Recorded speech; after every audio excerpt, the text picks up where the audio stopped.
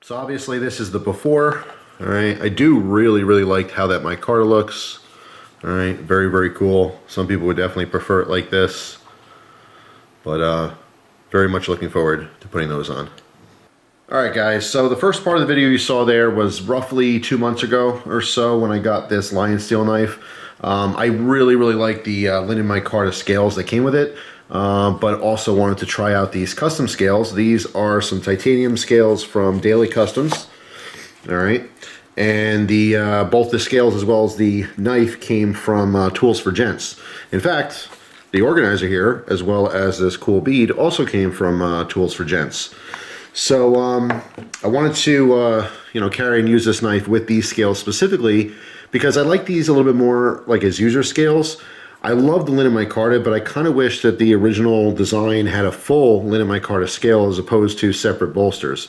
I like that these are one piece. Just gives a little bit of a different look having the 2 screws for the hardware, as opposed to separate hardware for the bolsters. So here's a closer shot of these scales. And again, these are from Daily Customs. They have a couple different variants on this. This is the titanium ones with the cross lines, which I think is the coolest one. But they also have this with straight lines, as well as solid brass and solid copper. Now, the brass and copper are cheaper. These ones come in at about 130. Actually, it's exactly like 129 and change US because it's 100 pounds. And I'm pretty sure a British pound is worth about $1.29, all right, to a US dollar. So about $130 scales. The knife itself, depending on where you get it, ranges from like 120 to 160. Tools for Gents has this for about 160 US. Again, the conversion there with pounds of, I don't want to give inaccurate amounts, but it comes out to be about 160 US. They offer these. These are the CK01 line. All right, so if I open up the blade here, you get a zoom in on the markings. All right, you can see LionSteel. Okay, of course, these are made in Italy, if you don't know. And you can see this is the CK edition. So this is the CK01 line. So basically, these knives are made for Collector's Knives, all right, which is a company in the U.S. And they had a bunch of different variants on, different blade designs and stuff. I think they started this back in 2017 or something. So they're making these exclusive Barlow-style knives. And they were very popular, so they kept doing different designs. So there's a couple different blade styles, a couple different handle scale options. So they had a couple different color for the bolsters and so forth. All right, so it's all part of the CK01 line. Now going back to the blade markings, you can see it is marked M390, which is our blade steel for this knife. And M390 is really amazing. I have to say my top 2 steels of all time, all right, after using multiple blades with these steels, 20 CV and M390. They are really just amazing. And I've heard multiple times M390 is quote unquote the best steel just overall. Of course, there's a lot of opinions there. I would say my top 3 of all time, S35VN, M390, and 20 CV. All right, all 3 of those are winners all days of the week. Now, of course, there are other blade steels that are in the premium range, like M4 and S90V, S110V, things like that. I don't have as extensive use on those steels as I do those 3 I just mentioned. S35VN, absolutely amazing. M390, absolutely amazing. 20CV, absolutely amazing. All right, so any knives with all 3 of those steels, I would be very happy to use. This held a ridiculous edge. I mean, just sharp all the time. I did carry it in the organizer, as you guys saw. I have a couple of these different organizers that are already kind of pre-set up with the tools that I choose, and I basically just swap out the organizer. I will talk about them more in the future, or if you guys are interested in those. But carrying it more than a year now, I just can't go back. It's perfect to have a little pocket organizer and always have these other tools that are always on me and available. So some quick specs on here. Our blade on this one is 2 7/8 inches long. All right, close it is 3 3/4 inches. All right, and the full length open is 6 5/8 inches long. All right, and this comes in at just over 2 ounces. The original weight was 2.1 ounces with the linen micarta scales and those titanium bolsters. This one on my scale came out to 2.3. So it's negligible. You're not going to really feel the difference between the two. But I absolutely love it. I think it's really cool. The liners on here are also titanium, so the stock version, titanium bolsters, titanium liners, and then obviously whatever scale of your choice, which there's a couple cool little options. I think one of them was even ram's horn, carbon fiber, just whatever happens to float your boat. But I think this is an awesome setup as it is. All right, coming in, looking at the spine here, you can see that it's rounded, as well as the liners are rounded. Just gives a really, really nice look and finish to it. All right, I absolutely love the blade shape on here. All right, again, this is a Sheepsfoot style blade. With this particular design, there's enough of that blade sticking out that 9 out of 10 times when I use this, I just grab the blade. I wasn't using the nail nick. There is a wide swedge on here, okay, so it does taper off. So if you don't get a firm grip, you could slip off, you know. But if you do find it's hard to grab it by the blade, which I didn't, the long nail nick works totally fine like this. All right, but turning it upside down, using it with my right hand, my dominant hand, it feels very natural. It's just, like I said, more times than not, when I was using a knife and just pulling out of the organizer, I wasn't thinking to use the nail nick. I was just grabbing the blade and opening it. You can see there is a very firm half stop, all right, which I think is kind of a must. You know, these days, for any quality slip joint, half stop is a really big deal.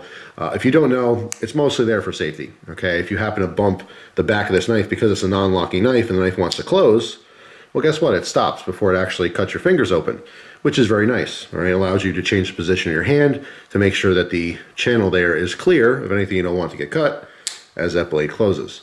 That stronger back spring really does give you some confidence it's not going to accidentally shut. All right, a realistic scenario, all right, in using a slip joint or something and it closing on your hand is you're working in a tight space, you have your knife, you're making a cut or whatever, someone talks to you, you turn, as you're turning, you know, this can bump against the wall or something. But again, if it does bump with enough force to start to close it, it's going to stop before it actually cuts your fingers. All right, so half stop, like I said, is kind of a must if you're actually using, you know, these traditional knives. Now, I do want to focus on this blade a little bit more on the shape. This is a Sheepsfoot blade, but in my opinion, it's a little bit more of a modified Sheepsfoot because it has a little bit more of a point on it. A lot of Sheepsfoot blades would end, you know, like that. So they have more of an extreme curvature down. And then, of course, when you have this style of blade that has more of a point, it's considered a Wharncliffe. But if you kind of go from a Wharncliffe to a Sheepsfoot, at some point, the lines are blurred. It could really be considered one or the other. Just depends on who you're talking to. In this particular case, this knife does have a point. You know, looking at it come in and swipe down like this, which kind of reminds me of like a linoleum knife, which has a hawkbill blade. All right, so if you covered the flat part of it and just showed me that, I would assume that the front would be curved, you know. But it's really interesting because it does have a very usable point. I'm actually going to give you an example of this. I'm going to use this Spyderco Tenacious as an example. All right, so if you look at this knife and you ask someone, hey, does this knife blade have a point? Some people might say no. You know, it's not going to be great at piercing into things, opening boxes, things like that, because it has this rounded tip. Well, if you look at this knife, this clearly has a point, right? Spyderco Tenacious, there it is. But if I put this knife on top of this knife, let me zoom in a little bit here, all right, and line up the tips, you could see, if I hold my hand steady, they're almost the same. Let me put it on the white background. They're almost the same. So the tips on both of these blades have the same acuteness, the same point. It's just on the Darn Barlow, it's hooked down. So it might not be as obvious, but it is just as effective at piercing through things, specifically like opening cardboard boxes. It is the holidays. I opened a ton of boxes with this knife. So getting a downward angle, this is very good at piercing into things. All right, so that's something that's sometimes a little bit deceptive, but this definitely has a very good point on it, even though it's hooked down.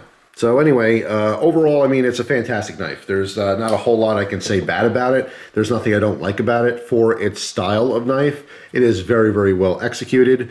Of course, LionSteel is known for their quality, you know, made in Italy. They do have attention to detail on all their different knives. I think it's priced very well. Again, I mean, scales aside, because the scales are, you know, 2/3 or 4/5 the price of the actual knife, depending on where you're buying it. So not a lot of people, you know, want to customize a knife with, you know, parts that are almost the same price as the knife itself. But thinking about the original knife without these scales, being anywhere again from 120, if you're in the US, you have sources where you can get it for about 120, 130 bucks. If you're overseas, even at 160, that is fantastic, you know. I think it's totally worth it. 110%. If you're looking for a modern traditional that you can carry in and day out, you're going to love this knife. The M390 is ridiculous. It stays crazy sharp. All I did was strop this up very, very lightly on a plain strop, mind you. I have a horsehide strop, and all I did was a couple passes on either side. I mean, it's hair popping. It is ridiculous. Let me show you real quick, because I don't need this hair on the bottom of my hand, right? My arm, rather. I mean, just doing a dry shave. All right, you can see all the hair that it's shaving off. All right, and this is after being used. So, you know, extremely impressive. Very, very cool little knife. Very classy as well. This is something you can slip in a jacket pocket on a suit. You know, you can take this anywhere, or you can slip it into jeans, you know, in the fifth pocket of your jeans, and, you know, pretty much rock it anywhere. It's classy. It's usable. It's a really, really cool knife. So there you go, guys. There's my opinion on this knife. LionSteel did a fantastic job on this one. Very, very cool. Let me know down in the comment section if you've used this knife before, or pretty much anything from LionSteel, anything made by LionSteel. They do a lot of contracting, so they make knives for other companies and stuff.